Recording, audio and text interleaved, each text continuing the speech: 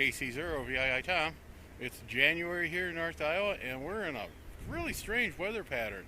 I haven't seen something like this in quite a while. Today it's supposed to get up in the upper 20s, lower 30s.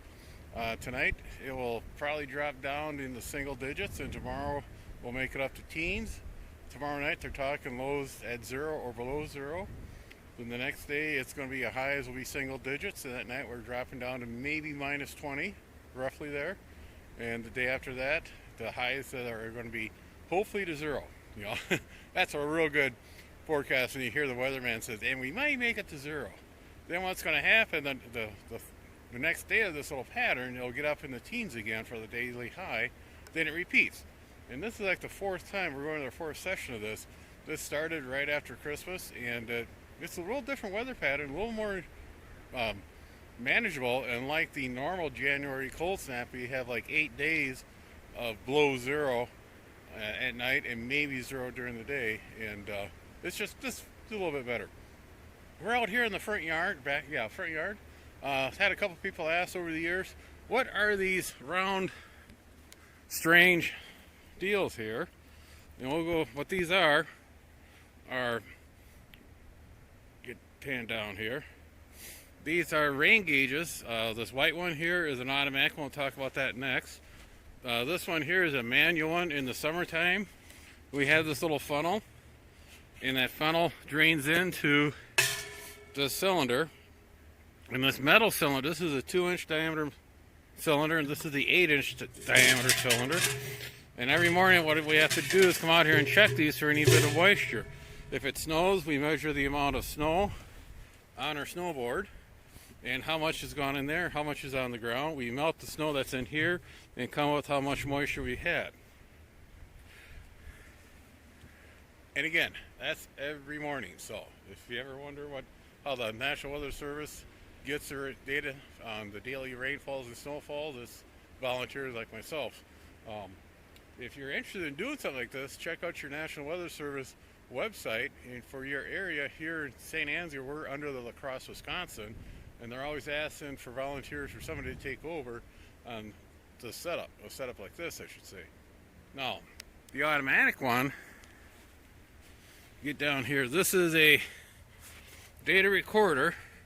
It will record the amount of moisture every 15 minutes. So every 15 minutes it'll take a timestamp. It stores it internally. Then once a month I come out here with a SD card, put it in the slot over here, and it will transfer the data, and I send it off to the National Weather Service. When I first took over this, volunteered this machine was a paper tape reader, where it had a roll of paper tape, sort of like your cash register receipt. And every 15 minutes it would punch a hole in it. You know, it's like a binary math being done on it. I mean, depending on which holes are punched, that's how much moisture is in there. So one thing we'll do, we'll gently lift the lid off, and as you can see in there, we have the pan that holds all the moisture. What this is has some mineral oil in it. That's why it's kind of brown inside. So we use mineral oil so the liquid doesn't freeze. This is the drain tube. When the contents in here gets around 15 inches, we'll take and draw this down to about 5 inches. Want to make sure that does not get on the grass, because it will kill the grass through the mineral oil. But as we look inside here, and what this is just a bucket on a spring, and down here it measures the amount. On some of these volunteer stations, there is a high-low temperature thermometer. It's actually 2 thermometers. Each thermometer has a little marker on the side of it. As the temperature drops, the mercury inside goes down, and that marker falls down, and when the mercury starts rising, it'll stay at that low point. And just the opposite on the high point, as the temperature goes up, the marker follows the mercury up, and the mercury comes down, that marker will stay. So in the morning when those people read the amount of moisture in the rain gauge, they also read the high and low of the temperature, then they hit the reset button and it resets those 2 markers. So kind of interesting. We don't have one of those here. The nearest one here is in Osage, and they believe that's close enough to St. Ansgar we don't have to have a duplicate redundant data generator. Then down here, this is our snowboard. This is just a piece of board that we lay on the ground so the ground temperature doesn't melt the snow. and we get a fairly good indication how much snow we had over a 24-hour period. Down in the description, I'll put a link to a map that's updated daily with the recent amount of rainfall or snowfall, and you can actually go back a couple of days on those. So like today, you actually go back 2-3 days back and see what how much rain you got or how much snowfall you got.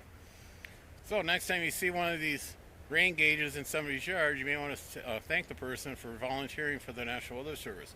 Mitchell County is the furthest west area of the La Crosse, Wisconsin district.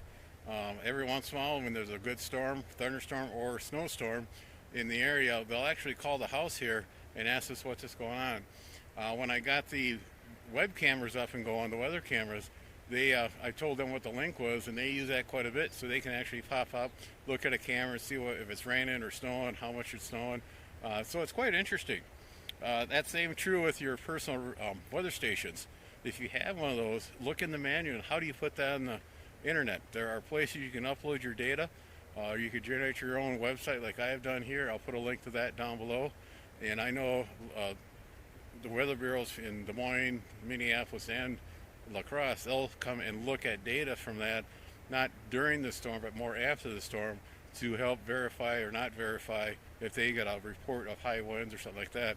They can pull the data. Now, it's unofficial data, but it's still, it gives them an idea of what happened here. So on that, I'm going inside. It's cold. Even though it's 25 degrees, it is still cold. The humidity is really high here. So 7-3 everybody, stay safe and try to stay warm. Be sure to tell your friends, neighbors, other hams, subscribe, hit that bell to get notification when new videos come out. Add comments below. 7-3 everybody. 3, 2. Hi everybody, KC0 VII Tom. We're up here in